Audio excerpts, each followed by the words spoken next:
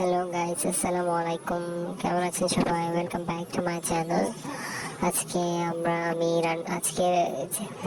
আমার ভিডিওতে দেখবেন কিভাবে চিংড়ি মাছ রান্না করতে হয়। আমি জানি সবাই পারেন, তাও দেখে নেবেন নিউ একটা নতুন পদ্ধতিতে কিভাবে চিংড়ি মাছ রান্না করবেন। আমি প্রথমেই ভিডিও শুরু করে নিই, যার কারণে পেঁয়াজ আর কাঁচামরিচ দেওয়ার সময় দেখা যাবে না। এরপর আমি মশলা দেওয়ার সময় থেকে ভিডিওটা শুরু করেছি। প্রথমে ভুলে গিয়েছিলাম দেখানোর জন্য, এরপরে আবার দেখানো শুরু করেছি। আপনারা একটু কনসিডার করে দেখে নিন, এটার জন্য সরি সবাইকে।